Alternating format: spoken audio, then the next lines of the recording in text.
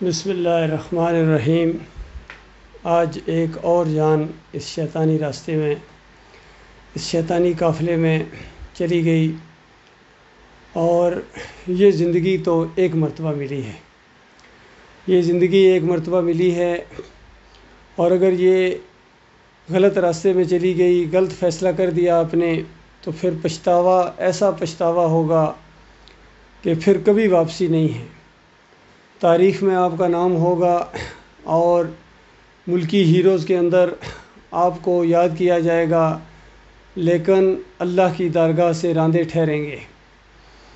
اصل میں ان کے عقیدے کے اندر خرابی ہے۔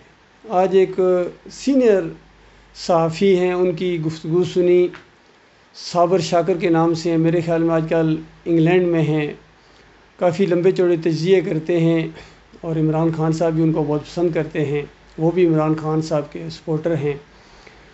ان کا آج بیان سنا ہے، اور وہ بھی یہی کہتے ہیں کہ ارشد شریف جو ہیں یہ قبر کے اندر سوئے ہوئے ہیں، بس صرف بول نہیں سکتے ہیں، باقی ساری صلاحیتیں گویا کام کر رہی ہیں، سن رہے ہیں، دیکھ رہے ہیں۔ اسی طرح عمران ریاض خان نے کہا کہ ارشد زندہ ہے، شہید ہے، اور اس وقت ہماری باتیں سن رہا ہے، دیکھ رہا ہے ہمیں۔ اندازہ لگائیے، یہ وہ عقیدے کی خرابی ہے جس کی وجہ سے آج امت مسلمہ کو ہر جگہ مار پڑ رہی ہے، اور یہ جو افراتفری ہے ملک کے اندر، اس کا ایک منظر ذرا یہ دیکھیں، ذرا کس طریقے سے آج یہ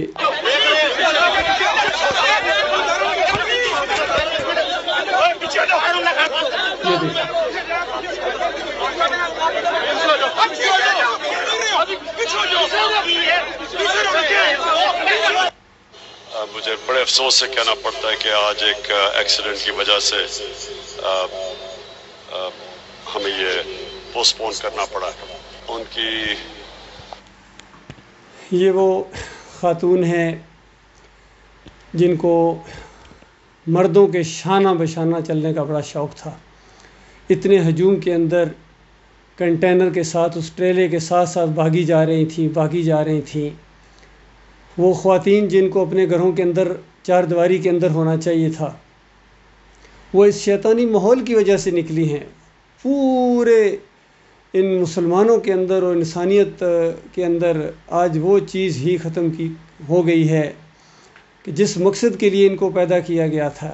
مردوں کے کیا حقوق تھے، ان کی کیا ذمہ داریاں تھیں، کیا فرائض تھے، وہ اپنی مردانگی کو کھو چکے ہیں، اور خواتین کی کیا ذمہ داریاں تھیں، کیا ان کے حقوق تھے، اور ان کو کرنا کیا تھا، کس مقصد کے لیے ان کو پیدا کیا گیا تھا۔ وہ خواتین اب خواتین نہیں رہی ہیں، اب یہ کوئی درمیانی سی مخلوق بن گئی ہے، نہ مرد مرد ہیں، نہ عورتیں عورتیں ہیں، اور ان کے اوپر اللہ کے عذاب کا کوڑا ہے، وہ رکنے کا نام نہیں لے رہا ہے۔ تو اللہ کے بندو، جو میں گزارش آپ سے کرنا چاہ رہا ہوں اور گزشتہ 38 سال سے کر رہا ہوں، وہ یہ ہے کہ یہ جو سیاسی لوگ ہیں، یا یہ جو مولوی لوگ ہیں، پیر لوگ ہیں، یہ اپنی دنیا کی خاطر تمہاری دنیا اور آخرت دونوں برباد کر دیں گے، اور یہ وقت ایک مرتبہ ملا ہے، اس میں یو ٹرن نہیں ہے، اور اس میں سپلی نہیں ہے، کوئی پھر امپروو کر سکو نہیں ہے۔ یہی زندگی ہے، یہی کھیتی ہے جو آج بو رہے ہیں، کل قیامت کے دن خود اپنی کھیتی کو کاٹو گے۔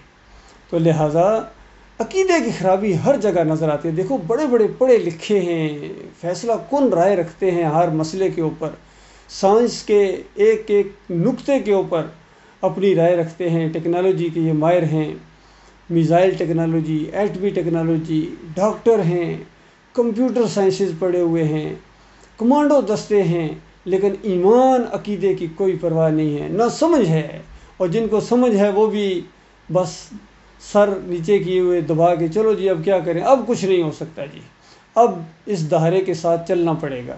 تو اللہ کے بندو، اس کا انجام کیا نکلنے والا ہے؟ مرنا تو سب نے ہے، ایک دن مرنا ہے۔ کل نفس ذائقۃ الموت وانما توفون اجورکم یوم القیامہ ومن زحزح عن النار وادخل الجنۃ فقد فاز وما الحیاۃ الدنیا الا متاع الغرور، جو کہا گیا کہ دیکھو ہر انسان نے مرنا ہے، جو یہاں آیا اس نے مرنا ہے، اور مرنے کے بعد مسئلہ ختم نہیں ہو جائے گا، مرنے کے بعد تو اصلی مسئلہ شروع ہونے والا ہے۔ اور قیامت کے دن پھر تمہیں زندہ کیا جائے گا، دوبارہ زندہ کیا جائے گا، اور زندہ کیے جانے کا مطلب ہے حساب کتاب۔ اور حساب کتاب جو میدان محشر میں ہونا ہے وہ اسی نقطے کے اوپر ہونا ہے کہ بتا تیرا الہ کون تھا، تیرا معبود کون تھا، تم نے جوانی کہاں گزاری اور مال کیسے کمایا اور کہاں خرچ کیا، اور جو علم پہنچا تھا اس پر کہاں تک اور کتنا عمل کیا۔ نبی علیہ السلام نے فرمایا انسان اپنا دوسرا قدم نہیں گویا اٹھا سکے گا، ہل بھی نہیں سکے گا جب تک ان 5 باتوں کے بارے میں یہ جواب نہ دے۔ تو آج اللہ کے بندو کون سی تم تیاری کر رہے ہو اس کی خاطر؟ ہر 2-4 سالوں کے بعد نیا فریب تمہیں دیا جاتا ہے، ہر نیا نعرہ تمہارے سامنے لگایا جاتا ہے، اور پھر تم دوڑ پڑتے ہو بغیر سوچے سمجھے کہ تمہیں کہاں لے کے جا رہے ہیں۔ صحیح معنوں میں یہ بھیڑ بکریوں کا ریوڑ ہے جس کو یہ لیڈ کر رہے ہیں یہ سیاسی لوگ۔ کبھی یہ 9 ستارے اٹھے تھے، انہوں نے بھی سبز باغ دکھائے تھے، پھر روٹی کپڑے اور مکان والے آئے، انہوں نے بھی سونے کے دروازے لگائے اور قوم کو اس طریقے سے سبز باغ دکھائے۔ بتاؤ کہاں گئے آج وہ؟ ان کے وعدے کہاں گئے؟ وہ خود کہاں چلے گئے؟ اور جن کے ساتھ وعدے کیے گئے تھے وہ کہاں چلے گئے؟ سب اپنی اپنی باری اپنی اپنی ڈیوٹی دے کے پورے چلے گئے۔ بڑے بڑے جرنیل آئے، جنرل ایوب جیسے، اور اس کے بعد جنرل ضیاء الحق جیسے، اب کہاں گئے بتاؤ؟ کبھی ان کا کوئی بیان سنا ہے؟ ایک وقت ان کے اوپر بھی یہی آیا تھا، وہ سمجھتے تھے بس صرف جو ہم کہیں وہ مانا جائے گا۔ اور پھر ایک دن آیا مشرف صاحب اپنی پوری طاقت کے ساتھ سامنے آئے، عوام بھی ان کے ہاتھ میں تھی، فوج بھی ان کے ہاتھ میں تھی۔ میں نے ان کو ایک پورا پلان، پورا ایک قرآن اور حدیث کے مطابق جو صحیح معنوں میں اس امت کا اصلی علاج ہے وہ لکھا، لیکن ان کے اوپر کوئی اثر ہوتا ہی نہیں ان چیزوں کا۔ اسی طرح میں نے 2015 کے اندر the unique solution of Pakistan crisis کے نام سے کتاب ایک لکھی، بلیک رنگ کی ہے، اور عمران خان صاحب کا چیپٹر اس کے اندر لکھا کہ آپ جدوجہد کر رہے ہیں، اپنی جدوجہد کا رخ تھوڑا سا اسلام کا اصلی جو سوچ ہے، تصور ہے، اس کا رنگ دیں، تب آپ کو کامیابی ہوگی، ورنہ آپ کے ساتھ وہی کچھ ہوگا جو اس جمہوریت کے راستے میں ہوتا ہے۔ اور اللہ کا لاکھ لاکھ شکر کہ مالک نے میری بات وہ بالکل سچ ثابت کر دی، ان کے ساتھ وہی کچھ ہوا ہے جو ان کے ساتھ ہونا چاہیے تھا۔ اب گلا کس چیز کا؟ اور ابھی جو دوبارہ آپ حقیقی آزادی کا مارچ کر رہے ہیں، یہ افراتفری، پہلی ایک جان اس کے اندر گئی ہے، پہلا خون ہوا ہے اس کے اندر، یہ عمران خان کے اوپر ہے، سر کے اوپر ہے، ان کی وجہ سے ہے، اور ان کے ٹریلے کے نیچے گویا وہ آئی ہے، اور پورے سسٹم کے یہ ذمہ دار ہیں۔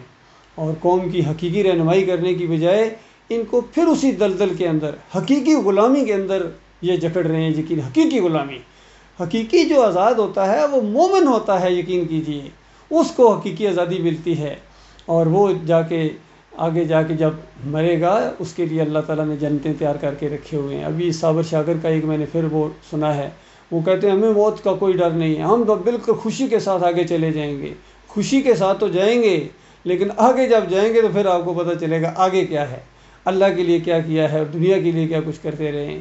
کبھی آپ کے منہ سے نام تک نہیں نکلا تھا اللہ کی صحیح توحید کا، اور شرک کے اوپر کبھی آپ نے کوئی کالم لکھا ہے؟ بتاؤ کسی ایک نے کبھی کہیں سے کوئی بیان آیا، کسی صحافی نے کہا ہو کہ دیکھو اللہ تمہارا داتا ہے، یہ باٹی والا داتا نہیں ہے، یا علی مدد پکارنا شرک ہے؟ کسی سیاسی لیڈر نے یہ بڑے مجمع کے اوپر، عمران خان نے کوئی بیان دیا ہو، نواز شریف نے کبھی کوئی بیان دیا ہو؟ مجھے ابھی تک یاد ہے میری آمنے سامنے بیٹھ کے جسٹس سعید الزمان صدیقی سے گفتگو ہوئی تھی، اور وہ کہتے ہیں کہ وہاں عمرے کے دوران جب یہ سعودی عرب وہ گئے ہوئے تھے، نواز شریف صاحب ان کو وہاں بھیج دیا گیا تھا، تو وہاں ان کی ملاقات ہوگی۔ کہتے ہیں عمرے کے دوران، طواف کے دوران ہماری ملاقات ہوئی کہ حرم کے اندر، اور جسٹس سعید کہتے ہیں کہ میں نے ان سے کہا کہ نواز شریف یہ آپ کیوں یہ جو وہاں باٹی میں اتنا بڑا کمپلیکس بنا دیا، اور وہاں سما ہال، اور آپ کو نہیں پتہ یہ شرک ہے؟ تو آگے سے نواز شریف صاحب کہتے ہیں سر اس کے بغیر قوم نہیں مانتی ہے، قوم کا یہ مزاج ہے، تو یہ شرک کی تھپکی دیتے ہیں، شرک کا انجیکشن لگاتے ہیں کہ میاں بالکل صحیح جا رہے ہو۔ اور جب جہنم کی آگ کے اندر ان کی آنکھیں کھلیں گی، ان ووٹروں کی بھی، اور ان ورکرز کی بھی، اور ان علماء کی، ان پیروں کی، ان کے مریدوں کی، افسران کی، ان کے جوانوں کی، جا کے وہاں جہنم کی آگ کے اندر جب ان کی آنکھیں کھلیں گی تو وہاں ایک دوسرے کے اوپر لنتیں بھیجیں گے کہ بے ایمانوں مروا دیا۔ اور وہ بات تم نے کبھی کہی نہیں تھی جو روح تھی اس پوری کائنات کی، جس کے لیے اللہ نے انبیاء کو بھیجا، اور آخری رسول محمد صلی اللہ علیہ وآلہ وسلم کا وہ پیغام، آخر پیغام کیا تھا؟ تم اس بات کے اوپر بس لڑتے رہے آخری کون اور پہلا کون، آخری ہیں آخری ہیں۔ اور آخری کا پیغام کیا تھا؟ وہ پہلے کا پیغام کیا تھا؟ آدم علیہ السلام پہلے نبی، ان کا پیغام کیا تھا؟ پھر درمیان والے انبیاء کا پیغام کیا تھا؟ پھر آخری نبی کا پیغام کیا تھا؟ اللہ تعالیٰ نے ایک آیت کے اندر بند کر دیا، فرمایا وَلَقَدْ بَعَثْنَا فِي كُلِّ أُمَّةٍ رَسُولًا أَنِ اعْبُدُوا اللَّهَ وَاجْتَنِبُوا الطَّاغُوتَ، کہ ہم نے ہر نبی، ہر قوم، جس علاقے، جس دور کے اندر جو نبی بھیجا ہے، ایک پیغام کے ساتھ بھیجا ہے کہ لوگو تم اللہ کی بندگی کرو، اللہ کے بندے بنو۔ یہاں داتائی، دستگیری اور مشکل کشائی کے لیے تم نہیں پیدا کیے گئے ہو، خدائی کے دعوے کرنے کے لیے نہیں پیدا کیے گئے ہو، تم بندگی کے لیے پیدا کیے گئے ہو۔ بندگی کرو، اور اس بندگی کے راستے میں جو چیز حائل ہے وہ طاغوت ہے، اس کا کفر کرو، اس کا انکار کرو۔ وَاجْتَنِبِ الطَّاغُوتَ، اس کا انکار کرو، اجتناب کرو۔ اور کہیں فرمایا فَمَن يَكْفُرْ بِالطَّاغُوتِ وَيُؤْمِن بِاللَّهِ، جو کوئی ان طاغوتوں کا انکار کرے، وَيُؤْمِن بِاللَّهِ، پھر اللہ کے اوپر ایمان لائے، اس نے وہ مضبوط سارا پکڑا جو کبھی نہیں ٹوٹے گا۔